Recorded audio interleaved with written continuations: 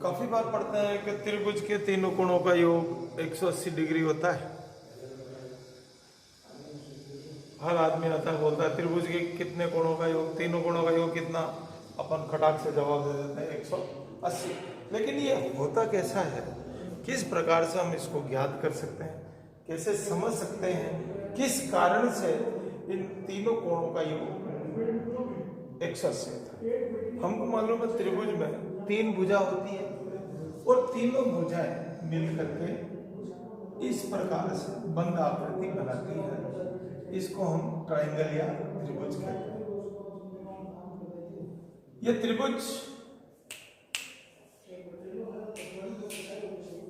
त्रिभुज में AB, BC और AC 3 भुजाएं हैं। 3 भुजाएं हैं। इन तीनों भुजाओं के मिलने से ये शीर्ष A, शीर्ष B, शीर्ष C, कोण A, कोण B और कोण C। तो हमको क्या पता है कि त्रिभुज में दिया है, क्या दिया है,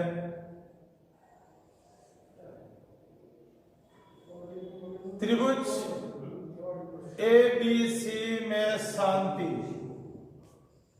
त्रिभुज ABC में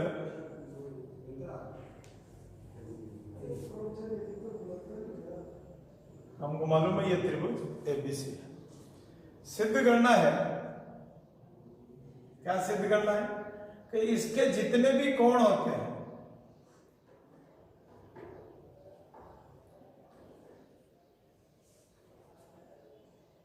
तीनों कोणों का योग 180 डिग्री या 2 समकोण के बराबर, यह हमको सिद्ध करना है। कोण A, कोण B और कोण C का मान 180 होता है। ये तीनों जो एंगल है इनका टोटल 180 होगा। अब इसके लिए हमको क्या करना पड़ेगा, रचना करनी पड़ेगी। रचना का मतलब इसको प्रूव करने के लिए आपको कुछ कंस्ट्रक्शन करना पड़ेगा। और मैंने कंस्ट्रक्शन कैसे किया, एक XY लाइन खींची, रेखा, क्या किया, XY रेखा खींची जो A से गुजरती है। कहां से गुजरती है, A से गुजरती। इसकी मुख्य स्थिति क्या है, XY समांतर होगी BC के। इस स्थिति में XY BC के समांतर है और हमने यहां पर BC के समांतर XY रेखा खींची जो A से गुजरती है। अब हम क्या करेंगे, यहां एक नामांकन कर देता है। ये 1, 2, 3, 4 और 5। अब यहां पर हमको कुछ स्थितियों को समझना पड़ेगा। उपपत्ति का मतलब हम कैसे इसको नियमानुसार सिद्ध करेंगे, वो आता है उपपत्ति। अब देखिए हमने जो रचना करी उसमें XY किसके समांतर है, BC। अब जब समांतर की बात करता है तो हमको समांतर स्थितियों को समझना पड़ेगा। समांतर स्थिति, 2 समांतर रेखाएं हैं, इसको जब ये तीसरी रेखा तिर्यक रेखा काटती है तो इस रेखा में अलग अलग स्थिति में अलग अलग कोण, अगर ये Z आकृति में जो कोण बनता है वो कहलाता है एकांतर कोण।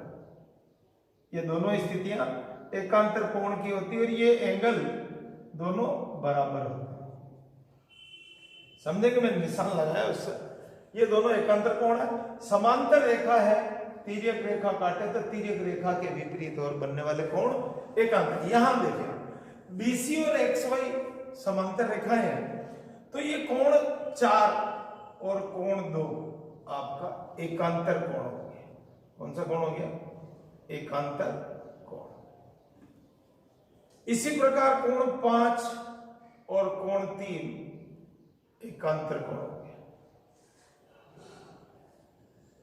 अब हमने एकांतर कोण का मतलब इन एंगल के बराबर कौन सी वैल्यू है, 4 के बराबर 2 है और 5 के बराबर 3 है।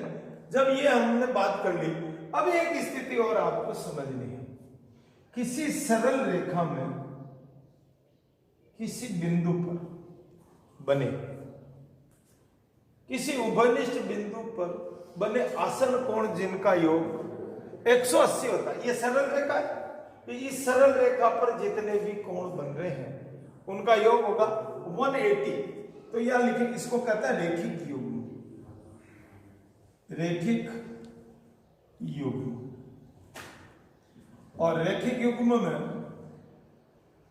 कोणों का योग होता है संपूरक या 180 डिग्री। 4, 1 और 5 का मान 4, 1 and 5 की वैल्यू 180। रेखिक युग्म का मतलब समझ में आना चाहिए, तो ये समझ में आएगा किसी सरल रेखा में बने ऐसे आसन कोण जिनका योग 180 हो या संपूरक हो, वो कहलाता है रेखिक युग्म। अब 4 को हम क्या लिख सकते हैं, एकांतर कोण के कारण से 2, एंगल 2। 1 में हमको बदलने की जरूरत नहीं। 5 को क्या लिख सकते हैं, 3, 180। अब आप क्या करेंगे, इसको क्रम से जमा लेंगे, 1 2 3। क्या गया, 1 नंबर को अपन ने कोण A कहा, 2 नंबर को B कहा, 3 नंबर को C कहा। देखिए इस प्रकार त्रिभुज के तीनों कोणों का योग